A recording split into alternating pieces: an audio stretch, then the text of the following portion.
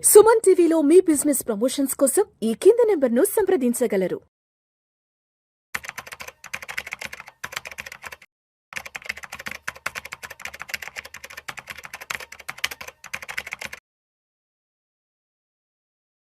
ప్రేక్షకులకి మీ రామచంద్రమూర్తి నమస్కారాలు. ఇవాళ ఈ వీడియోలో మనం గోల్డ్ సిల్వర్ ఎలా ఉన్నాయి, క్రూడ్ ఆయిల్ ఎలా ఉంది, అలాగే ఈ ట్రంప్ గారు ఈ ఇస్లామాబాద్లో ఇరాన్ అమెరికా వీళ్ళు చర్చలు రెండో విడత జరుగుతున్న నేపథ్యంలో ఎలా ఉండబోతున్నాయి అనేది మనం చూద్దాం. ఇప్పుడు ప్రజెంట్ గోల్డ్ వచ్చి 1,52,000 దగ్గర ప్రజెంట్ ఉంది. అంటే ఇంటర్నేషనల్గా $4,850 దగ్గర ఉంది. ఇదేంటంటే గోల్డ్ ప్రజెంట్ లాస్ట్ 1 వీక్ నుంచి కూడా పెరుగుతున్నాయి. ఎందుకంటే డాలర్ క్రూడ్ ఆయిల్ తగ్గటం అనేది మేజర్ రీజన్. క్రూడ్ డౌన్ అవుతున్నప్పుడు గోల్డ్ ఆటోమేటిక్గా పెరుగుతుంది, ఎందుకంటే డాలర్ కూడా తగ్గుతుంది కాబట్టి ఇటు షిఫ్ట్ అవుతాయి. అలాగే సిల్వర్ తీసుకుంటే ఇప్పుడు 2,51,000 ప్రజెంట్ ఉంది. అంతకుముందు ఇది 2,35,000 నుంచి అప్ ట్రెండ్కి వచ్చింది. సో ఇది ఇంటర్నేషనల్గా కూడా $70 నుంచి ఇప్పుడు $80కి వచ్చింది, కాబట్టి ఇది పాజిటివ్గా ఉంది. సో క్రూడ్ వచ్చి ఇప్పుడు ప్రజెంట్ 8670 ఆ రేంజ్లో ఉంది.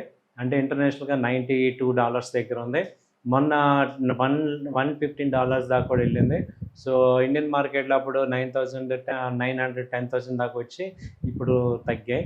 సో లాస్ట్ 2-3 డేస్ నుంచి కూడా ఈ హార్ముజ్ జలసంధి దగ్గర ఈ యొక్క ఇంకా షిప్పులు బయటికి రావాలి. దాదాపు 800 షిప్పుల్లో 100 షిప్సే బయటకు వచ్చాయి. ఇప్పుడు ఈ యుద్ధం శాంతించడంతో ఈ షిప్లన్నీ బయటకు వస్తే కొంచెం క్రూడ్ ఆయిల్ రేట్లు ఇంకా తగ్గే అవకాశాలు ఉన్నాయి. దాంతోపాటు గోల్డ్ సిల్వర్ కూడా పెరిగే అవకాశాలు ఉన్నాయి.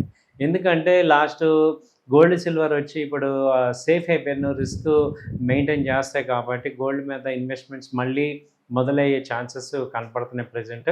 అయితే విపరీతమైన మూవ్మెంట్ అయితే ఎక్స్పెక్ట్ చేయలేకపోతున్నాం. సో 1,55,000 నెక్స్ట్ టార్గెట్ దాకా ఛాన్స్ ఉంది. అంటే ఇంటర్నేషనల్గా $5,000. అంతకుముందు లో లెవెల్ ఏంటంటే $4,500 లో లెవెల్. ఇప్పుడు $5,000 వరకు వెళ్ళే ఛాన్స్ ఉంది. సో ఇప్పుడు ఇండియన్ మార్కెట్లో అయితే 1,55,000 దాకా వెళ్ళే ఛాన్స్ ఉంది గోల్డ్. సో అలాగే కాపర్ బాగా పెరిగింది. కాపర్ వచ్చి మొన్న 1180 అలా ఉన్నది, ఇప్పుడు 1270 దాదాపు $100 పెరిగింది. సో 1080 నుంచి ఇప్పుడు 1270 దాకా బాగా పెరిగింది కాపర్ వచ్చి. సో వీటి వల్ల మనకేంటంటే క్రూడ్ తగ్గడం వల్ల ఈ మెటల్స్ అన్నీ కూడా పెరగడం అనేది స్టార్ట్ అవుతున్నాయి. సో ఇప్పుడు ఇది గోల్డ్ ఈటీఎఫ్లోకి ఇప్పుడు ఈ ఏడాదిలో 6 రెట్లు జంప్ అయినాయి అనేది ఇవాళ న్యూస్ మనకు తెలుస్తుంది. గత ఏడాదితో పోలిస్తే ఇవాళ గోల్డ్ అమాంతం పెట్టుబడులు పెరగడం అనేది జరిగింది. పెద్ద మొత్తం పెట్టి భౌతికంగా బంగారం ఫిజికల్గా గోల్డ్ కొనలేని వారు చిన్న చిన్న మొత్తాల్లో గోల్డ్ ఎక్స్చేంజ్ ఫండ్స్ గోల్డ్ ఈటీఎఫ్స్లో కొనడానికి అలవాటు పడ్డారు.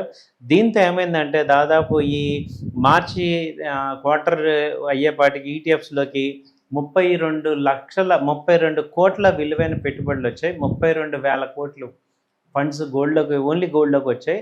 ఇదే లాస్ట్ టైం నువ్వు చూస్తే 23,000 కోట్లు వచ్చాయి. ఇప్పుడు చూసుకుంటే 36% పెరిగింది గోల్డ్. ఈ ఏడాది జనవరిలో అత్యధికంగా 24,000 కోట్లు గోల్డ్ ఈటీఎఫ్లోకి వచ్చాయి. ఫిబ్రవరిలో అయితే 5,000 కోట్లే వచ్చాయి. మార్చిలో అయితే 2,000 కోట్లు వచ్చాయి. ఈ జనవరిలో బాగా రేట్లు పెరగటం, బాగా గోల్డ్ విపరీతమైన మూమెంట్ రావటం వల్ల బాగా వచ్చాయి. అయితే ఇప్పుడు ఈ ఏడాది ఆరంభంలో బంగారం బాగా వృద్ధి తర్వాత కొంచెం కరెక్షన్ రావడంతో మళ్ళీ తగ్గాయి. ఈ నెక్స్ట్ క్వార్టర్ బాగా పెరిగే ఛాన్సెస్ అయితే కనపడుతుంది అంటున్నారు. ఇప్పుడు బంగారాన్ని ఇన్ఫ్లేషన్కి హెడ్జ్గా భావిస్తారు, ఎందుకంటే అది రిస్క్ని తట్టుకుంటుంది. పోర్ట్ఫోలియోలో రీబ్యాలెన్సింగ్కి బంగారానికి రిలేషన్ ఉంది. సో పెద్ద మొత్తంలో నిధులు రావడానికి కారణం ఈ జనవరిలో రీబ్యాలెన్స్ చేయటం అనేది అర్థమవుతుంది.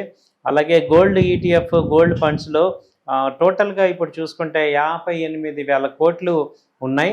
ఏడాదిలో ఇప్పుడు 3 రెట్లు పెరిగి 1.71 లక్షల కోట్లకి గోల్డ్ అనేది వచ్చింది. గోల్డ్ ఈటీఎఫ్స్లో గోల్డ్ నిధులు వచ్చాయి. దీంతో ఏమైందంటే జనవరిలో ఫిబ్రవరిలో యాక్చువల్గా గోల్డ్ ఈటీఎఫ్స్ని స్టాప్ చేశారు కూడా. కొన్ని రోజులు స్టాప్ చేసి మళ్ళీ రివైజ్ చేశారు. సో గోల్డ్కి అయితే ఎప్పటికీ కూడా వన్నె తరగని ఆకర్షణ అయితే కనపడుతుంది. అయితే ఎంత పర్సెంట్ పెట్టచ్చు మన యొక్క క్యాపిటల్లో అని చూస్తే, మన స్టాండర్డ్ రూల్ ఏంటంటే మన క్యాపిటల్లో మ్యాక్సిమం చూసుకుంటే మన క్యాపిటల్లో 30% వరకు మనం ఇన్వెస్ట్ చేయొచ్చు గోల్డ్ అండ్ సిల్వర్లో అనేది అర్థమవుతుంది. థ్యాంక్ యూ అండి. నమస్తే.